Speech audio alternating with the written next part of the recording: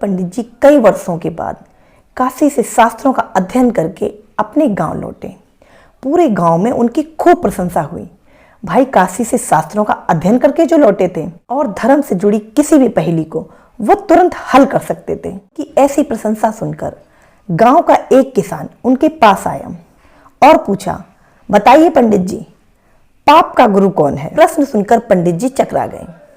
उन्होंने धर्म गुरु और आध्यात्मिक गुरु तो सुने थे, परंतु पाप का भी गुरु होता है, ये उनकी समझ और ज्ञान से परे था। पंडित जी को लगा कि उनका अध्ययन अभी अधूरा रह गया, सो वह फिर से काशी लौट गए और अपने गुरुजन से मिले। गुरुजन से मिलकर भी उन्हें उनके सवाल का जवाब नहीं मिला। एक दिन उनकी मुलाकात कनिका नाम की वैश्या से हो गई। पंडित जी से उनकी परेशानी का कारण पूछा। पंडित जी बेहद परेशान थे ही, क्योंकि उन्हें उनके सवाल का जवाब नहीं मिला था। सो उन्होंने अपनी सारी समस्या कनिका को बता दी। बोली, पंडित जी, इसका उत्तर है तो सरल, लेकिन आपको उत्तर पाने के लिए कुछ दिन मेरे पड़ोस में रहना होगा। पंडित जी प्रश्न के उत्तर के लिए ही भटक रहे थे, सो वह तुरंत तैयार हो गए। कनिका ने पड़ोस में ही उनके रहने की व्यवस्था कर दी। पंडित जी अपने नियम आचार और धर्म परंपरा के कट्टर अनुयायी थे, इसलिए वे किसी के हाथ का पानी भी नहीं पिया करते थे। कनिका के पड़ोस में रहकर अपने हाथ से खाना बनाते खाते कुछ दिन तो उनके बड़े आराम से निकल गए, परंतु उन्हें उनके सवाल का जवाब अभी भी नहीं मिला था। उत्तर की प्रतीक्षा में ही थे। एक दिन कनिका वैश्या बोली, पंडित जी, आपको खाना पकाने में बड़ी तकलीफ होती होगी। यहाँ देखने वाला तो कोई है नहीं।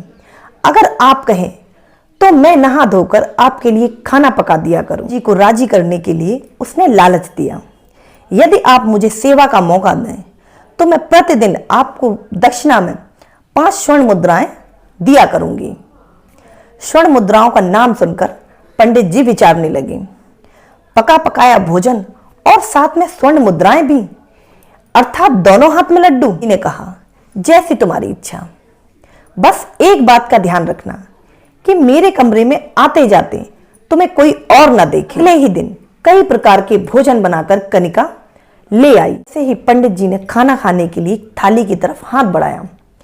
कनिका ने तुरंत थाली अपनी ओर खींच ली। इस पर पंडित जी क्रोधित होकर बोले, ये क्या मजाक है? कनिका वैश्या बोली, ये मजाक नहीं पंडित जी, यही आपके प्रश्न का उत्तर है। इससे पहले आप भोजन तो दूर किसी के हाथ का पानी भी नहीं पिया करते थे, परंतु सोने के सिक्कों के लोभ में आपने मेरे हाथ का बना भोजन भी स्वीकार कर लिया। वो भी तो है पाप का गुरु। पंडित जी को उनके प्रश्न का उत्तर मिल गया। फिर क्या था, वह अपने गांव लौट गए।